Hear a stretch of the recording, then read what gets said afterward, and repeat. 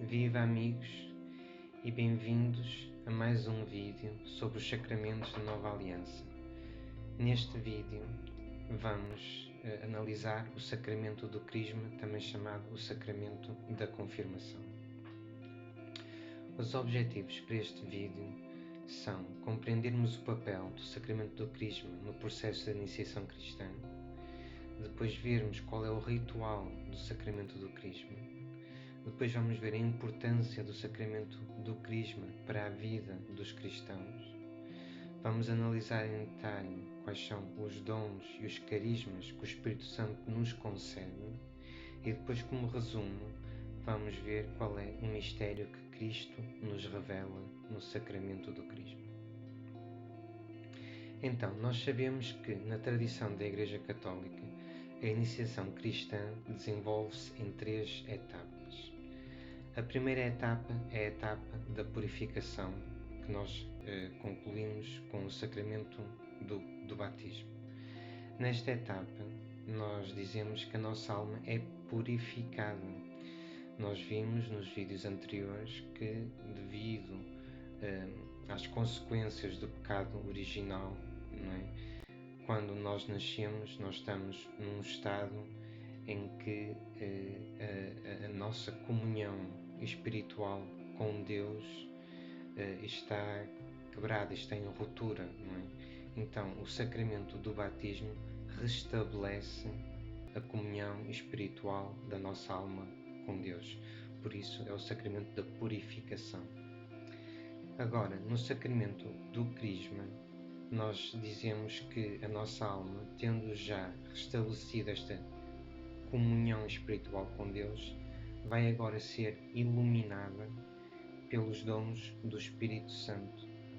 Então nós vamos ver neste vídeo em detalhe porque é que nós dizemos isso. Para completar, a terceira etapa da iniciação cristã é a etapa da união. É a etapa em que se processa uma união espiritual mais profunda entre nós, entre Deus, por intermédio de Jesus Cristo. E este processo de união espiritual processa-se no sacramento da Eucaristia. Então, aqui nesta imagem, nós temos estes 2 copos de água. Do lado esquerdo, um copo que está meio cheio, por assim dizer, e do lado direito, um copo que está a transbordar de água. Que mensagem é que a imagem nos está a tentar transmitir? Nós estamos aqui a utilizar uma metáfora que São Paulo utilizou quando ele dizia que nós transportávamos um tesouro em vasos de barro, não é? Portanto, ele estava-se a referir ao facto de que estes nossos corpos e a nossa alma, sendo humanos, não é? São frágeis, mas transportamos em nós o próprio Espírito de Deus, ou seja, o próprio Deus, não é? Portanto, os nossos corpos são templos de Deus porque Deus habita em nós. Agora, como é que se dá este processo de Deus vir habitar em nós, de Deus vir encher o nosso corpo, a nossa alma com a sua graça? Quando nós nascemos, como nós vimos no sacramento do batismo, que está aqui ilustrado pelo copo do lado esquerdo, não é? O que acontece é que na nossa alma é restabelecida a comunhão espiritual com Deus, não é? Nós recebemos já no batismo o dom e a comunhão com o Espírito Santo. Todavia, nós também sabemos que, sendo o primeiro passo de purificação no processo de iniciação cristã, este restabelecimento da comunhão espiritual com Deus ainda é um pouco ténue, por assim dizer. Portanto, é aqui como se apenas metade da nossa alma ficasse preenchida com a graça de Deus. Obviamente, estamos a utilizar uma metáfora para tentar explicar este processo espiritual. Não é? Mas depois o que nós sabemos é que no sacramento do Crisma, esta comunhão com Deus é confirmada e fica restabelecida de uma forma mais forte, não é? Por isso aqui temos este copo que está a transbordar de água, ou a nossa alma que fica a transbordar da graça de Deus, da graça do Espírito Santo. Como é que nós sabemos que o Espírito Santo vem habitar em nós? Esta foi uma promessa que Jesus Cristo fez aos apóstolos, não é? Depois da sua morte e ressurreição, ele obviamente ia subir aos céus e abandonar os apóstolos, mas disse-lhes: não vos preocupeis, eu rogarei ao meu Pai que ele vos envie o Consolador que fique convosco para sempre, não é? O Espírito da Verdade, também o Espírito Santo. E seria o Espírito que iria habitar em nós e estaria em nós. Portanto, este processo da comunhão com o Espírito Santo é uma graça que nós podemos receber como fruto da ação redentora, não é? Do sacrifício de Jesus Cristo, não é? E como fruto da promessa que Ele nos fez, que depois da sua ascensão, não é? Ele nos enviaria o Espírito Santo. E então, esta comunhão com o Espírito Santo, nós sabemos, é algo que acontece na altura do sacramento do Crisma, o sacramento da confirmação, que nós também chamamos como o sacramento do Espírito Santo. Como fundamentos bíblicos, nós já vimos a promessa que Jesus tinha feito aos apóstolos, mas nós também temos nos Atos dos Apóstolos a própria descrição do sacramento em si, em que os apóstolos, já eles, depois impunham as mãos já nos novos cristãos batizados para que recebessem o dom do Espírito Santo. Portanto, esta prática de imposição das mãos dos apóstolos para conferir o dom do Espírito Santo era algo que fazia parte logo da Igreja primitiva. Agora, no nosso tempo, esta prática, obviamente, é continuada pelos bispos que são os sucessores dos apóstolos. É na altura do sacramento do Crisma, o sacramento da confirmação, que o bispo, ao fazer o sinal da cruz na testa do crismando, profere a fórmula sacramental, recebe por este sinal o dom do Espírito Santo. E é nesse momento que o crismando recebe a graça do Espírito Santo. Como nós vimos nos vídeos anteriores, todos os sacramentos também têm uma matéria essencial, ou por assim dizer, o sinal visível da graça espiritual que é conferida no sacramento. No sacramento do Crisma, a matéria essencial é o Santo Crisma. Crisma é o nome desta mistura de azeite ou de oliveira que é misturada com bálsamo e que é consagrada pelo bispo na missa do Crisma, que é celebrada na Quinta-feira Santa. Vendo em mais detalhe o sacramento, nós vamos ver que este sacramento é chamado sacramento da confirmação e sacramento da missão. O Crisma é um sacramento que é conferido já numa idade de uma certa maturidade. A idade mínima para se poder receber o sacramento da Crisma varia de acordo com a Conferência Episcopal, mas é uma idade, por exemplo, em Portugal, dos 14 anos. Portanto, já é uma altura em que as pessoas já têm uma certa consciência do valor espiritual do sacramento, da realidade espiritual, e também já fazem elas uma escolha pessoal, não é? Porque se no batismo, quando foi recebido ainda na idade de criança, sim, eram os pais e os padrinhos que tomavam essa responsabilidade pelo cristão. Agora aqui na confirmação é a própria pessoa que assume essa responsabilidade, que assume esse compromisso de querer dar aqui este passo, não é? De fortalecer a comunhão com o Espírito Santo, a comunhão com Cristo. Neste sacramento nós fortalecemos também e de certa forma reforçamos este compromisso de escolhermos Jesus Cristo. Nós já vimos que no sacramento do batismo era isso que nós fazíamos, não é?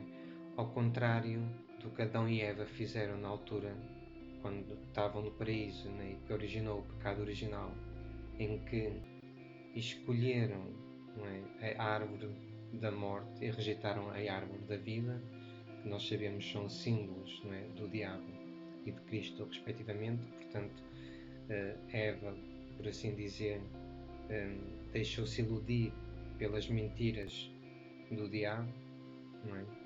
E então quebrou a comunhão que tinha com Deus, não é? Ora bem, no sacramento do batismo e no sacramento do crisma, nós estamos a fazer o oposto do que Eva fez, não é? Nós estamos a escolher Jesus Cristo e estamos a rejeitar os seus inimigos. Rejeitamos o diabo e as suas obras e as suas mentiras. Portanto, aqui no sacramento da confirmação, mais uma vez, nós afirmamos esta nossa escolha de Jesus Cristo, esta vontade de sermos amigos de Cristo. E como na nossa vida, nós, quando temos um melhor amigo, não é? Nós falamos dos nossos melhores amigos às outras pessoas, não é? E falamos bem dos nossos amigos. Aqui também, quando nós entramos no sacramento do crisma, não é? Nós também reforçamos este nosso compromisso de falar de Cristo às outras pessoas, de dar testemunho de Cristo. Este testemunho pode ser dado de várias formas, ou anunciando o Evangelho de Cristo, anunciando os seus valores, e também nós vivendo a nossa vida da forma que Jesus Cristo nos ensinou, de uma forma que é agradável a Jesus Cristo. Assim como na nossa vida nós não fazemos coisas que ofendem os nossos melhores amigos, não é? Nós também não queremos, como cristãos, viver a vida de uma forma que ofende a Jesus Cristo, porque Ele é o nosso melhor amigo. O sacramento da confirmação é também o sacramento da missão, não é? Porque sendo um sacramento que ocorre já numa idade de maturidade, em que o cristão começa a fazer já algumas escolhas de vida, do que é que quer fazer com a sua vida, com as suas vocações, pronto, este sacramento que nos prepara para a missão, não é? Que nos prepara para as escolhas de vida que nós vamos fazer. Nós sabemos que esta vida que nós temos aqui é temporária, não é? Todos nós vamos morrer. E como cristãos nós sabemos que depois de morrer haverá uma ressurreição em que nós vamos renascer para uma vida eterna, não é? Num reino, num céu e numa terra diferentes destes, que será o reino de Jesus Cristo, não é? Obviamente o reino de Cristo será pleno apenas na próxima vida, mas nós já podemos experimentar e gozar de alguns benefícios do reino de Cristo nesta vida, neste mundo, não é? Isso exprime-se muito na forma como nós escolhemos viver a nossa vida, nas ações que nós tomamos. Nós sabemos que o reino de Cristo é um reino de amor, um reino de paz, um reino de serviço ao próximo. O sacramento do crisma, ao conferir-nos os dons do Espírito Santo, confere-nos a capacidade de, nesta vida, nós discernirmos nas nossas escolhas entre aquilo que é agradável a Cristo, não é? Aquilo que é de acordo com os valores de Cristo, de acordo com os valores do reino de Cristo, e depois também permite-nos persistir nas nossas escolhas. Cristo falou-nos muitas vezes, não é, que este mundo, não é contrário, não é, ao reino dele. Não é? O reino dele não é deste mundo. São Paulo também nos afirmava muitas vezes, não é, que nós como cristãos, não é, nunca iremos encontrar a felicidade plena nesta vida, neste mundo. Não é? Portanto, há aqui uma noção de que há uma oposição, não é, entre os valores deste mundo e os valores do reino de Cristo. São os dons do Espírito Santo que nós recebemos no sacramento do Crisma que nos conferem a força, por assim dizer, para persistirmos, não é, nas nossas escolhas que são de acordo com os valores do reino de Cristo. Este discernimento para nós escolhermos o bem, esta fortaleza para nós persistirmos na aplicação do bem, não é? É-nos concedido através dos carismas e dos dons do Espírito Santo. E nós sabemos que são sempre dons e carismas que estão orientados, mais uma vez, para o serviço da caridade, o serviço ao próximo, para a unidade da Igreja, que é neste mundo a representação, por assim dizer, do reino de Cristo. Vamos ver, assim, em mais pormenor, se conseguimos compreender como é que, então, os dons do Espírito Santo nos ajudam na nossa missão. Ora bem, nós temos aqui esta imagem, certamente vocês reconhecem os personagens que aqui estão, não é? Aqui no centro temos Jesus Cristo e depois, não é? Temos estes heróis, os heróis da Marvel, dos filmes da Marvel, dos livros da Marvel, que estão a ouvir Jesus Cristo. E Jesus Cristo, o que é que lhe está a explicar? Está a explicar-lhes como é que ele cumpriu a sua missão de salvar o mundo. Nós sabemos, não é? Pelos filmes que vemos destes heróis, que todos eles, nos seus filmes, não é, têm sempre uma missão de salvar o mundo. Estão sempre numa luta entre o bem e o mal. Agora, o que difere aqui é a forma como estes heróis atingem o seu propósito, não é, de vencer o mal, e a forma como Cristo atingiu essa sua missão, não é, de vencer este mundo, de vencer o diabo, não é, de fazer o oposto daquilo que Eva tinha feito, não é? Portanto, estes heróis que nós temos aqui, todos eles têm assim algo que os torna especiais, não é? O Thor tem um martelo que destrói tudo, o Homem Demolidor um fato que lhe dá assim até a capacidade de voar, não é? O Homem-Aranha, não é, consegue fazer teias de aranha e saltar de um lado para o outro. O Capitão América com o seu escudo também indestrutível, com uma força sobre-humana, não é? Estes heróis que nós temos aqui são, por assim dizer, sobre-humanos, não é? Eles distinguem-se dos outros humanos, não é? E eles depois, quando vencem as suas lutas, não é, por assim dizer, por causa destes poderes sobrenaturais que eles têm.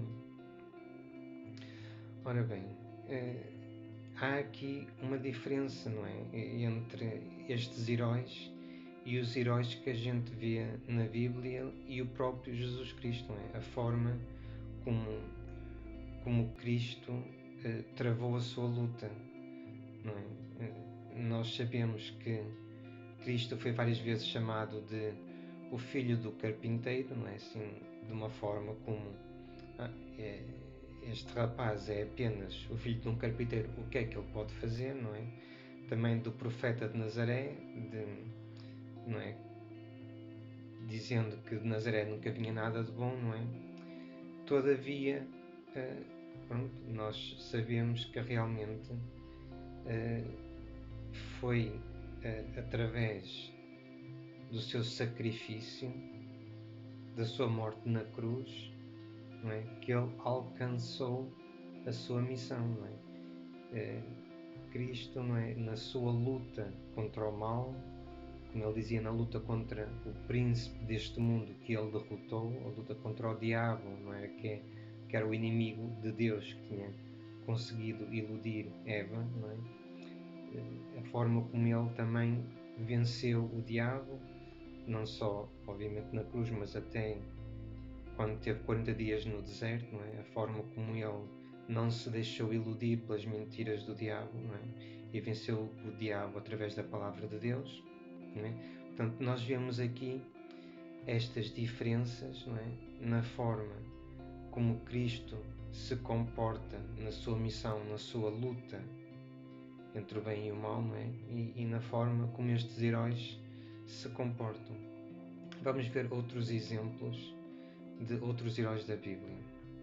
Portanto, vamos ver aqui dois exemplos. Temos aqui o exemplo de Sansão, que nós conhecemos da história de Sansão e Dalila. Pronto, aqui também Sansão tinha um dom, não era? Realmente aqui a fortaleza de Sansão, por assim dizer, manifestava-se de uma forma física, não era? Mas nós sabíamos que era uma fortaleza que vinha da sua fortaleza espiritual, não era? Da sua devoção a Deus, da sua obediência a Deus e dele viver a sua vida de acordo com o que na altura se chamava a lei, não é? E depois nós sabemos também que Sansão, obviamente sendo um homem humano, por assim dizer, portanto, tendo fraquezas humanas, não é? Era vulnerável, não é? E era vulnerável aqui às manipulações de Dalila, não é? Então, nós sabemos que o que Dalila conseguiu fazer, não é? Foi afastar Sansão deste cumprimento da lei. Portanto, afastou Sansão de Deus, não é? Aqui conseguiu quebrar, por assim dizer, a ligação que Sansão tinha com Deus, com a sua fé. E obviamente isso depois manifestou-se na fragilidade física de Sansão, não é? A fragilidade espiritual dele manifestou-se na sua fragilidade física. Mas o que é que aconteceu e onde é que depois entra aqui, não é, a diferença com estes outros heróis, não é? É que mais tarde Sansão apercebeu-se do seu erro e arrependeu-se, não é? E Deus, nessa altura, quando Sansão se arrependeu, não é? Restabeleceu-lhe outra vez o dom que ele tinha da força, não é? Para que ele pudesse continuar a cumprir a missão que ele tinha de libertar Israel. Portanto, nós vemos aqui que, não é? Este herói Sansão, não é?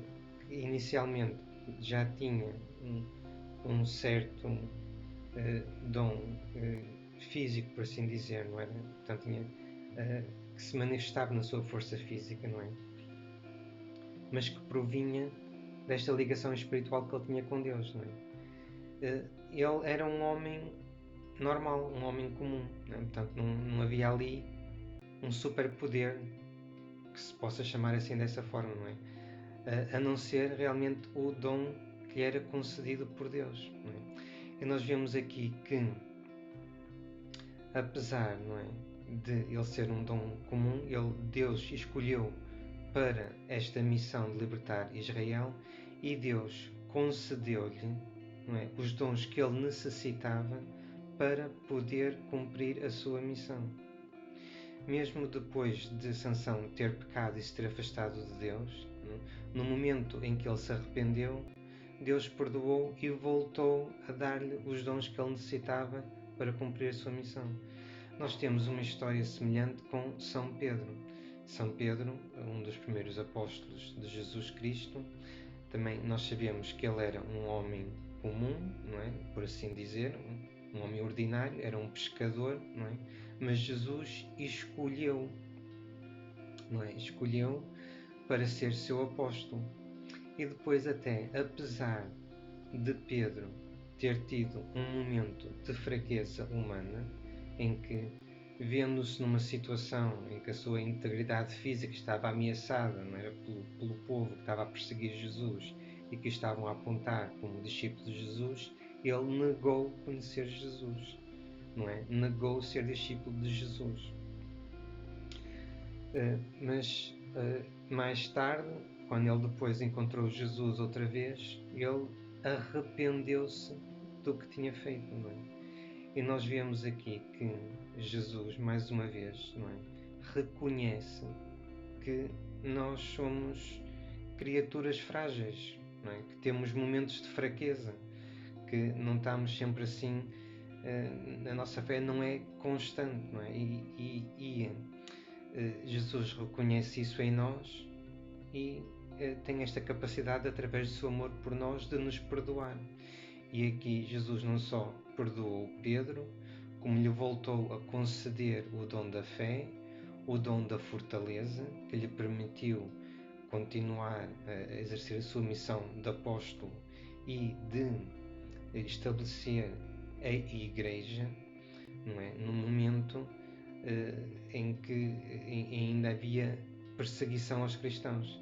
Nós sabemos que depois, mais tarde, Pedro vai ser preso, não é? E vai sofrer um martírio.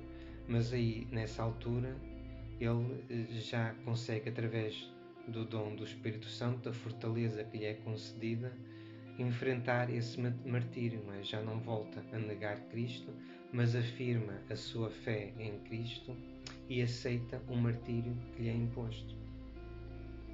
Obviamente que nós temos aqui dois exemplos que são, por assim dizer, exemplos um bocadinho extremos, não é? Dos desafios que estas duas pessoas enfrentaram nos seus respectivos tempos. Nós, na nossa vida, o que nos compete a nós compreender é que, apesar das nossas fraquezas, fragilidades e imperfeições, não é? Deus também tem uma missão para cada um de nós. As nossas missões, a missão de cada um, revela-se na nossa vida diária, na nossa família, na comunidade onde estamos integrados, no trabalho onde estamos integrados, não é? Portanto, nestas situações, nós vamos discernindo a vontade que Deus tem para cada um de nós, neste sentido, não é? De ajudarmos a dar exemplo do reino de Cristo neste mundo. E temos esta confiança de que, mesmo que, não é, a gente falhe, e sabemos que é muito fácil falhar, não é? Deus continua a conceder-nos estes dons do Espírito Santo para nos ajudar a lutar, não é? E este caminho que nós temos de pecar, de nos arrependermos e depois de não pecarmos, é também um caminho de aprendizagem, não é? De nós nos aproximarmos cada vez mais da vontade que Deus tem para a nossa vida. Portanto, esta forma de olhar para a nossa missão, não é? Ajuda-nos a compreender aqui estas diferenças que temos entre Cristo e nós, não é? E estes heróis, não é? Nós não precisamos de ter uma força sobre-humana, não é? Não precisamos de ter um fato especial ou um martelo especial, não é? Não precisamos ser capazes de saltar para paredes de prédios, não é? Para cumprirmos a nossa missão, para travarmos esta luta entre o bem e o mal, não é? Para darmos testemunho neste mundo do reino de Cristo. Nós não precisamos ter nada destes superpoderes, não é? Basta a nossa fé em Cristo, basta nós irmos tomando consciência, não é, dos dons, dos carismas que o Espírito Santo concede a cada um de nós, que nos ajudam a fazer estas escolhas de acordo com o exemplo de Cristo, com a vontade de Cristo, com as quais nós somos deparados na nossa vida, no dia a dia, não é? Na nossa família, na nossa comunidade, no nosso emprego. Nós temos sempre muitas oportunidades para travar esta luta, para escolher o bem de Cristo, não é? Para dar exemplo do reino de Cristo neste mundo.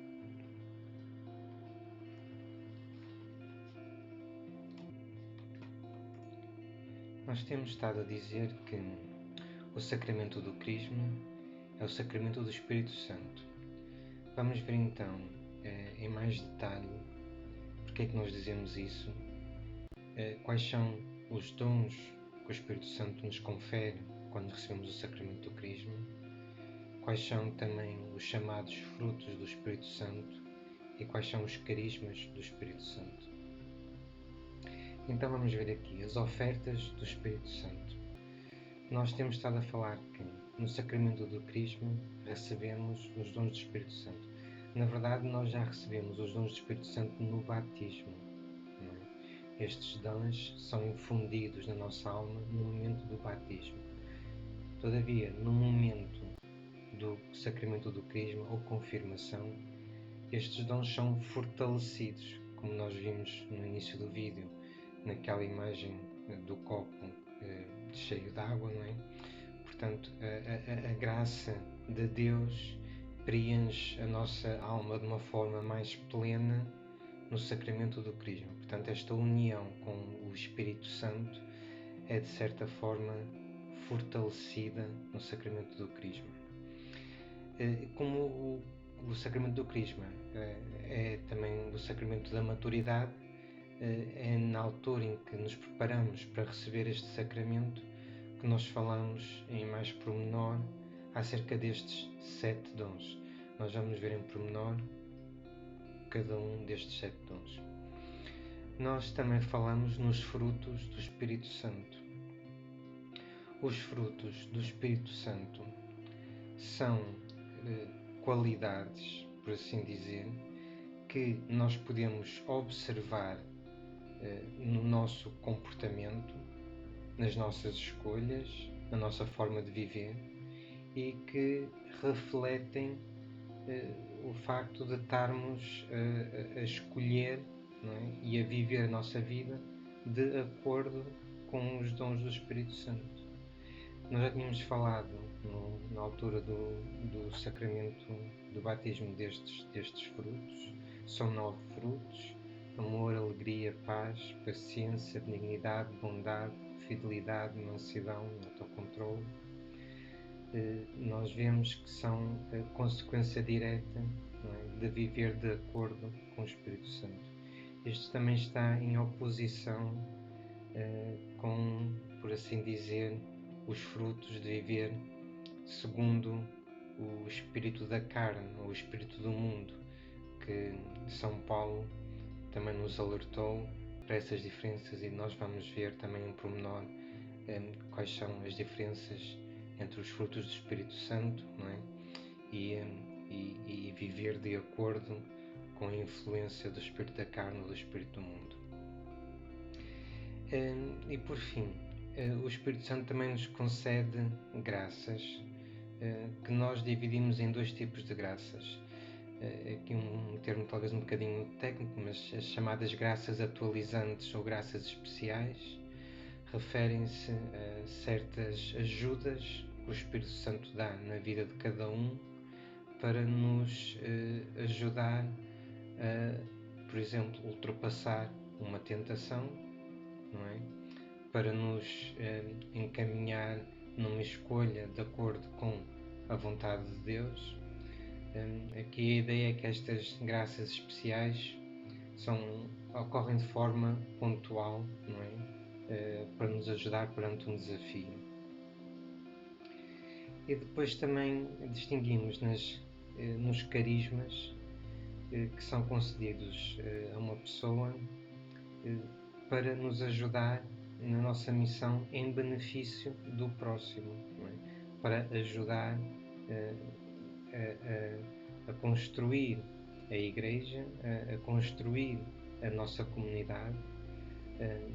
Portanto, não aqui para benefício próprio, como por exemplo os dons do Espírito Santo, não é? que nós recebemos para nos ajudarem, por exemplo, nas tentações. Aqui os carismas são graças que são concedidas de forma livre por Deus, portanto, quem as recebe não as recebe por mérito, mas simplesmente Deus decidiu que determinada pessoa, porque tem uma certa missão, ou porque está numa função na comunidade, vai receber um carisma para ajudar essa pessoa nessa função, nessa comunidade. Então, vendo em pormenor os 7 dons do Espírito Santo.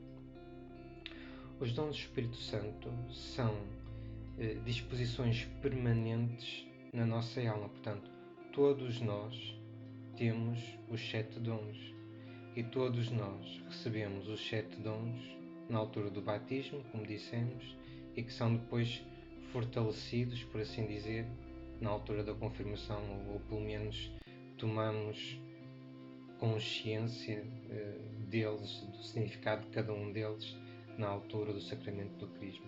E estes 7 dons ajudam o cristão a não pecar, ajudam o cristão a escolher o bem, a tomar escolhas de acordo com a vontade de Deus, com os ensinamentos de Jesus Cristo, e depois ajudam-nos a persistir nessas escolhas perante os desafios, não é? Ajudam-nos a persistir na escolha do bem. Os dons atuam na nossa razão, na nossa vontade, da seguinte forma. Portanto, temos o dom da sabedoria e entendimento, que é um dom que ilumina a nossa razão e ajuda-nos a julgar de forma correta aquilo que acontece à nossa volta, não é? De acordo com os mistérios da fé cristã, não é? E também de acordo com a providência divina, isto é, tentar discernir o máximo que pudermos naquilo que nos acontece, a vontade de Deus para nós, para os que estão à nossa volta e para o mundo, por assim dizer.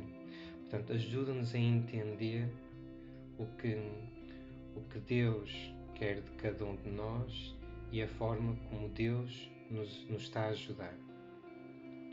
Esta ciência, o dom da ciência, não é o dom da ciência natural, por assim dizer, da física e da biologia, mas é o dom da ciência espiritual. Portanto, ajuda-nos aqui a compreender os mistérios da fé, compreender, por exemplo, como todos estes sacramentos que nós temos estado a falar operam em nós e atuam na nossa vida. Depois temos o dom do conselho, que é um dom que, por assim dizer, ilumina tanto a nossa razão como também a nossa vontade, porque ajuda-nos a orientar as nossas escolhas e o nosso comportamento de acordo com os valores cristãos, isto é, de acordo com a vontade de Deus, de acordo com os mandamentos de Deus. Portanto, ajuda-nos a escolher segundo a vontade de Deus. O dom da fortaleza é um dom que atua de forma muito clara na nossa vontade, porque ajuda-nos a persistir nas escolhas que nós fazemos. Nós sabemos que somos desafiados de muitas formas a escolher a solução mais fácil, a solução mais cómoda, que nem sempre é aquela que está de acordo com a vontade de Deus ou com os valores cristãos, não é? Ajudar o próximo exige um certo esforço, um certo dispêndio de tempo, não é? É mais fácil não fazer nada. Portanto, aqui o dom da fortaleza ajuda-nos muito a manter a nossa vontade orientada para a escolha do bem. Depois temos aqui o dom da piedade, que é um dom que nos ajuda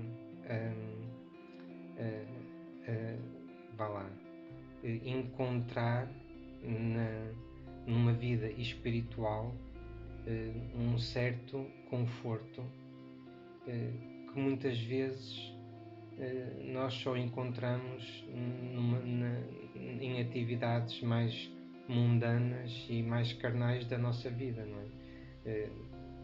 é? Todos sabemos que há um bem-estar físico que vem de certas atividades, não é? Como, por exemplo, estar na praia, apanhar sol, não é? Não é? Portanto, todos nós sabemos reconhecer este bem-estar físico.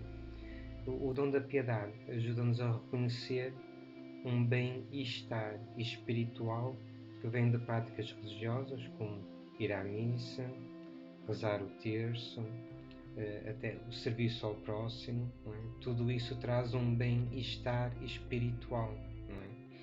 Então é o dom da piedade que nos ajuda a orientar a nossa vontade, os nossos desejos para estas atividades, estas práticas devocionais e atividades religiosas.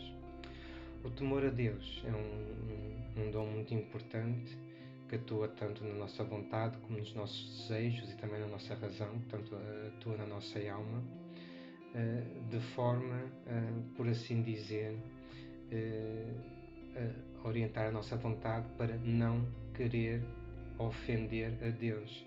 Portanto, não se trata aqui de um temor, por assim dizer, do castigo de Deus, mas sim um temor de certas atividades que nós sabemos que ofendem a Deus.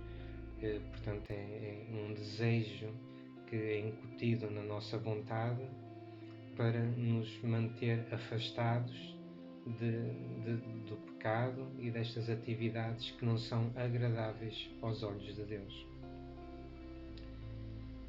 Ora bem, nós vimos que temos estes 7 dons que nos ajudam, não é, a discernir a vontade de Deus e a persistir na vontade de Deus. Nós podemos, para nos ajudar também a compreender como é que eles atuam em nós, para nos ajudar a memorizar estes 7 dons do Espírito Santo, podemos dividi-los nestas 2 categorias, não é?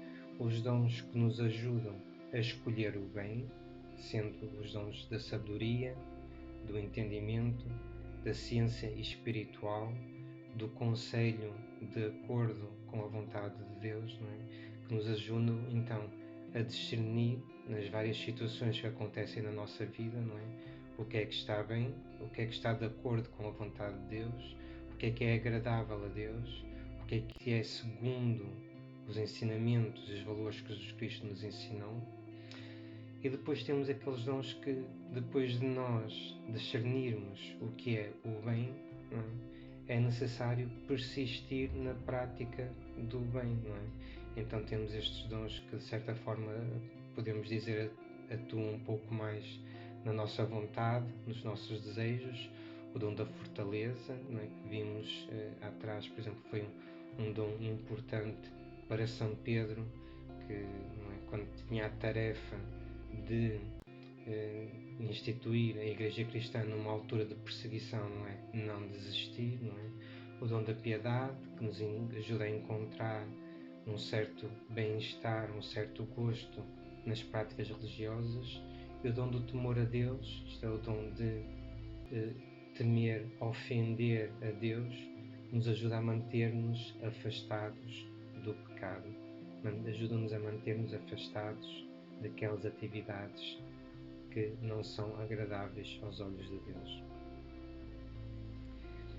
O Espírito Santo tem esta função muito importante nas nossas vidas, de nos ajudar a lutar. Não é? Aqui, obviamente, falamos de uma luta espiritual.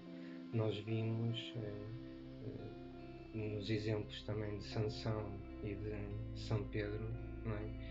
Que as lutas que eles tinham eram lutas de escolher agir de uma forma ou escolher agir de outra forma, não é? Portanto, esta luta espiritual trava-se muito nos nossos corações, por assim dizer, no nosso entendimento, não é? nas escolhas que nós temos que fazer ao longo da nossa vida. Nós costumamos dizer que a nossa alma, não é, tem 3 partes ou 3 funções. Estão aqui ilustradas, por assim dizer, na cabeça: a nossa razão, o nosso entendimento, depois assim no peito a nossa vontade, não é? Nós sabemos que às vezes, quando temos que fazer uma escolha mais difícil, muitas vezes dizemos que sentimos assim um aperto no peito, não é? Temos aqui, portanto, a necessidade às vezes de respirar fundo antes de fazermos uma escolha. Portanto, a capacidade de escolher, a vontade para escolher, está assim representada aqui no peito, no nosso coração. E depois nós temos assim aquele turbilhão de desejos, de apetites, aqui representado na área do estômago, não é? Que às vezes todos nós sabemos, é muito fácil, não é? Comer mais um bolo, beber mais uma cerveja, não é? Apenas por prazer, não é? Portanto, temos aqui estes apetites, este turbilhão de prazeres, não é?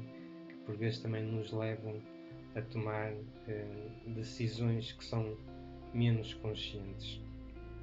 Então, São Paulo alertou-nos para esta luta espiritual, não é? Em que ele dizia que, por assim dizer, não é? A nossa alma, a nossa razão, a nossa vontade, os nossos apetites estão influenciados por 2 espíritos, não é?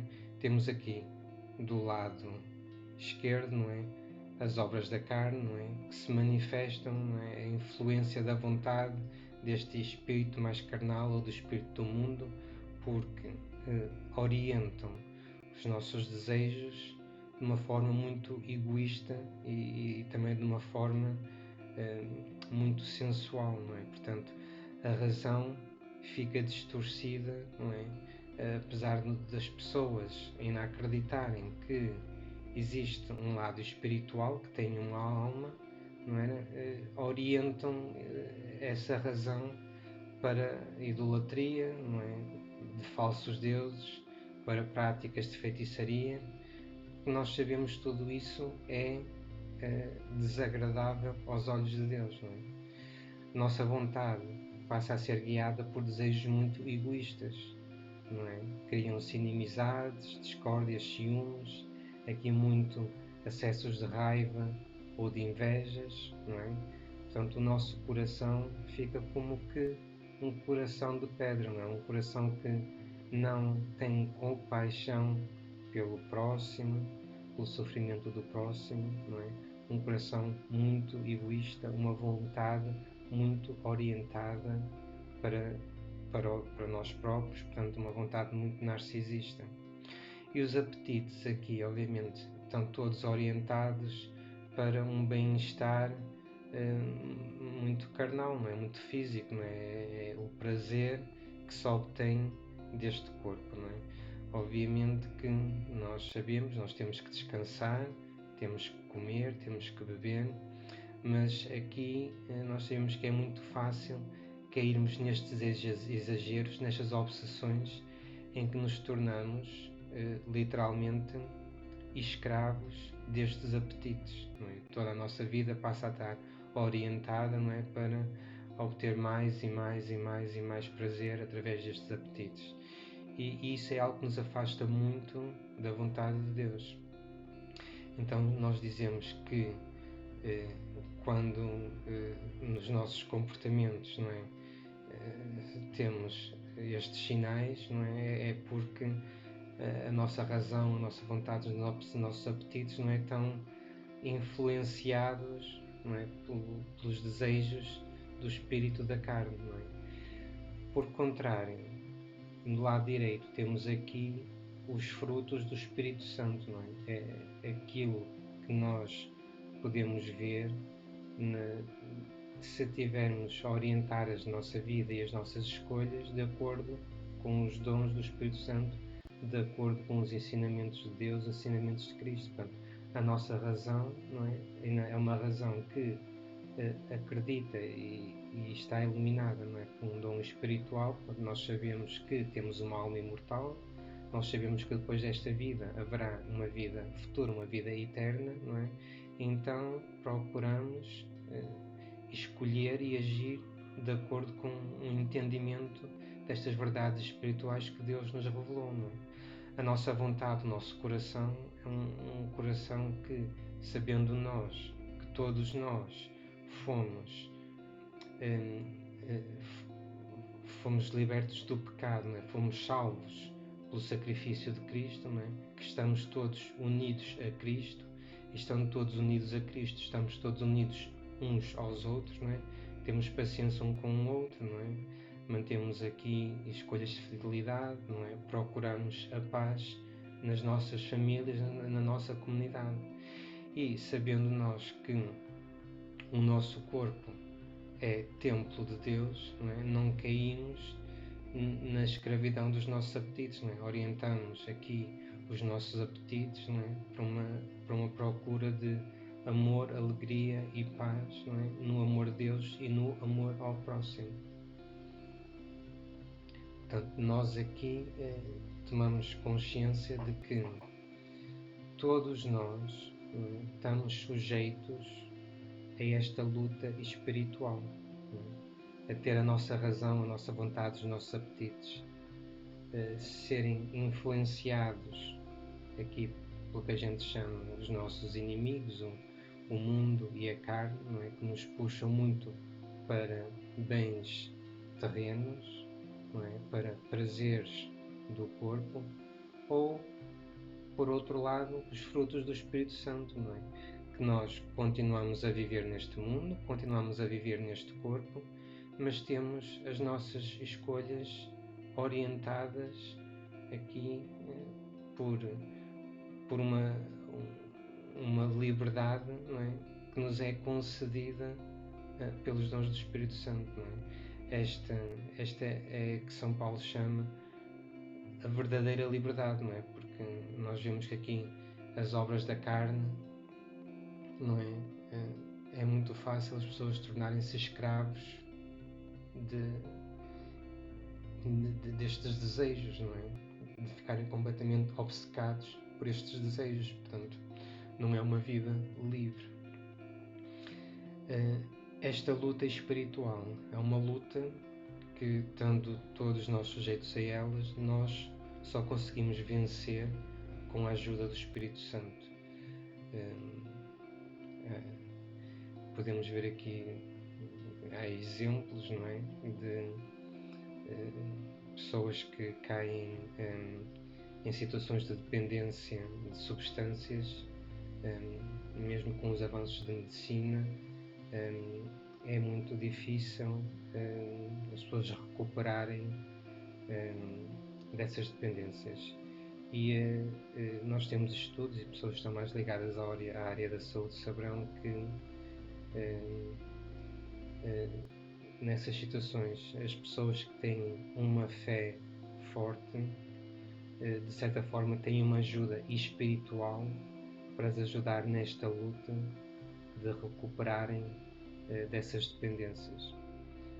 Portanto, muita da ajuda que nós necessitamos para vencer esta luta vem do Espírito Santo. Vamos ver agora aqui em pormenor o que são os carismas do Espírito Santo. Os carismas do Espírito Santo são diferentes dos dons do Espírito Santo, são diferentes dos frutos do Espírito Santo. Esta graça dos carismas do Espírito Santo, nós temos um exemplo no dia de Pentecostes. No dia de Pentecostes, os apóstolos, a Virgem Maria estavam a rezar e depois receberam a graça do Espírito Santo. E a graça que eles receberam nesse dia foi a graça de poderem falar e entender outras línguas. Portanto, nós vemos aqui então que houve um evento, não é? O Espírito Santo desceu sobre os apóstolos, eles receberam este carisma de falar outras línguas e nós compreendemos que este era o carisma que os apóstolos necessitavam naquele momento em que se ia iniciar a construção da Igreja de Cristo. Portanto, era necessário propagar a Boa Nova a todos os povos do mundo, não é?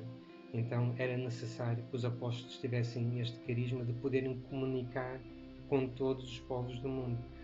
Aqui nós vemos que o carisma do Espírito Santo é diferente dos dons do Espírito Santo, é diferente dos frutos do Espírito Santo, que estão muito orientados para a vida pessoal de cada indivíduo.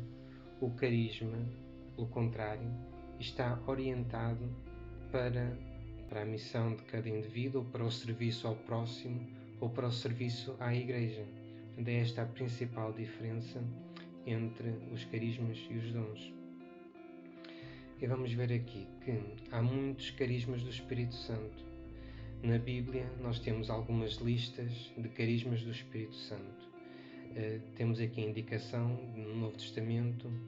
São Paulo fala nas cartas aos Coríntios, aos Romanos e aos Efésios, faz várias listas de carismas.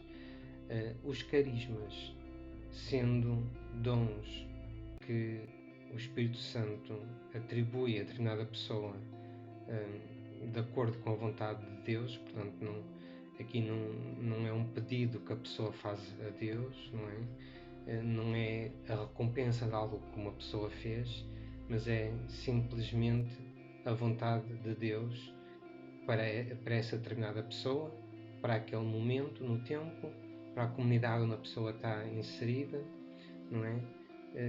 É necessário para ajudar a construir a igreja ou para ajudar a fortalecer a fé numa comunidade, que uma pessoa receba um certo carisma. Na altura em que São Paulo escreveu estas cartas, a necessidade estava muito ligada à propagação do Evangelho, ao crescimento da igreja. Portanto, os carismas que o Espírito Santo concedia às pessoas naquela altura, naquelas situações, estavam muito ligados a estas missões. Eu vou falar apenas aqui de alguns, como por exemplo a palavra da sabedoria, saber não é, argumentar, não é, perante outras religiões, outras filosofias, não é, os valores da fé cristã, saber ter conhecimento dos mistérios divinos, não é? Naquela altura nós temos muitos escritos dos pais da Igreja que explicam a fé cristã, não é? Explicam esta questão dos sacramentos. Nos primeiros séculos houve muitos concílios onde foi necessário estabelecer os dogmas da nossa fé, e também apenas o dom da fé, não é? Que esse é importante, porque nós também, como já dissemos, esta fé que nós temos é uma graça que vem de Deus, que Deus se revela a nós através do dom da fé. Portanto, nós temos muitos exemplos ao longo dos últimos 2000 anos de santos católicos que tiveram uma fé inabalável, não é? Que nos dão um exemplo admirável, não é? Do que é viver neste mundo com a fé inabalável em Jesus Cristo, em Deus, na sua providência. Então, eu deixo aqui nota destes carismas e depois quem tiver curiosidade pode aproveitar e ler as várias cartas de São Paulo sobre os carismas para tomar mais conhecimento de como os carismas contribuem para o fortalecimento e o crescimento da fé nas comunidades cristãs. Convém aqui salientar que não é, os carismas são atribuídos a uma pessoa, não é, para benefício da Igreja, para benefício da comunidade. Não é? Portanto, nós temos aqui a distinção entre estes carismas individuais que estivemos a ver, não é? Que são destinados a ser usados neste contexto da vida comunitária e do serviço aos outros. Nós também falamos dos carismas das ordens religiosas, não é? Nós temos várias ordens religiosas, tenho aqui 2 exemplos: a Ordem Franciscana, a Ordem dos Dominicanos. São Francisco de Assis recebeu um carisma de um compromisso muito forte com a pobreza, a simplicidade, o serviço ao próximo, o cuidado com a criação, não é? E depois São Francisco de Assis transmitiu esse carisma para a Ordem Franciscana, que perpetua no tempo, por assim dizer, estes cuidados, estes compromissos, não é? Dentro da ordem franciscana pode haver depois pessoas que têm outros tipos de carismas, não é? Pode haver alguém que tenha o carisma do conhecimento, do entendimento, não é? Outros carismas que são necessários para ajudar a manutenção e a obra da ordem franciscana, não é? Mas a ordem franciscana em si mantém-se fiel a estes carismas de São Francisco de Assis. Em semelhança, os dominicanos, não é? São Domingos estava a viver numa altura em que era necessário defender a fé, não é? E recebeu este carisma, não é? Da pregação, do ensino da verdade, não é? A ordem dos dominicanos mantém-se fiel a este carisma do seu fundador, mas obviamente dentro da ordem depois poderá haver pessoas com diferentes tipos de carismas, não é? Que ajudam a manutenção da obra da ordem dos dominicanos. Para concluir, vamos então ver quais são os mistérios que Jesus Cristo nos revela no sacramento do Crisma. Ora bem, de que é que nós temos estado a falar?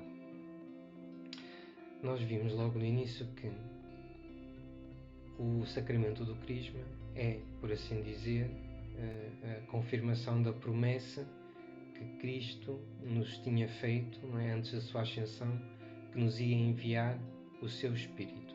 E que nos ia enviar este Espírito para que nós não ficássemos sozinhos e para que pudéssemos continuar a receber o seu apoio e a sua graça, não é?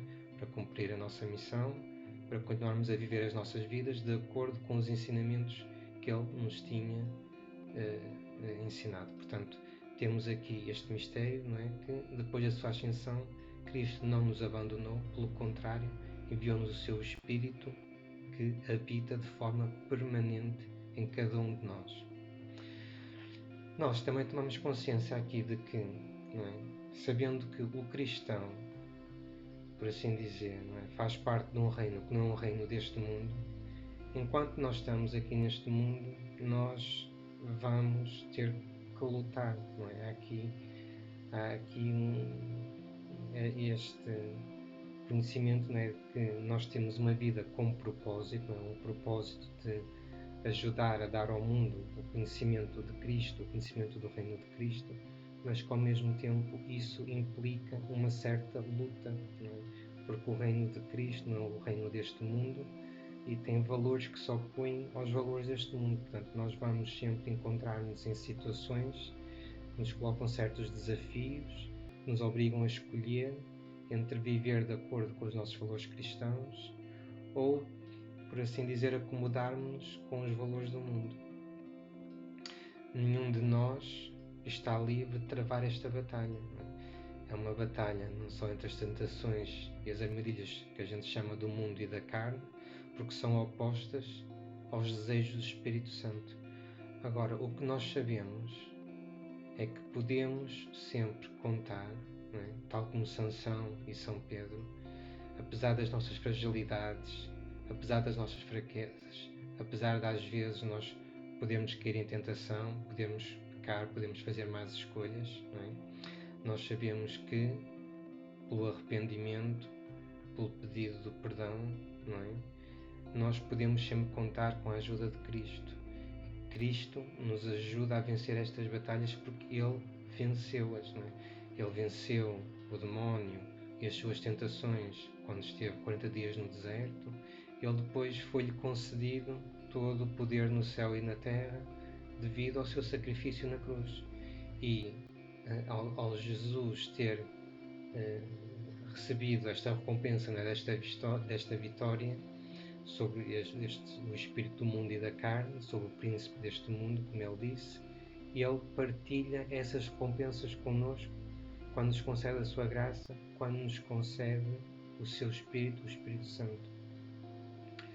Portanto, são estes os mistérios que nos são revelados no sacramento do Crisma, são também estas as razões pelas quais é importante nós, ao darmos testemunho de Cristo, não é? Também explicarmos às pessoas porque é que é importante continuar neste processo do sacramento de iniciação cristã. Muitas vezes algumas pessoas fazem apenas o sacramento do batismo, fazem a primeira comunhão, depois já não se preocupam em continuar nesta caminhada da fé, mas é importante nós explicarmos que existe este sacramento do crisma, da confirmação, que não é apenas mais um sacramento, mas é um sacramento muito importante porque fortalece esta nossa comunhão com Cristo, com Deus e com o Espírito Santo.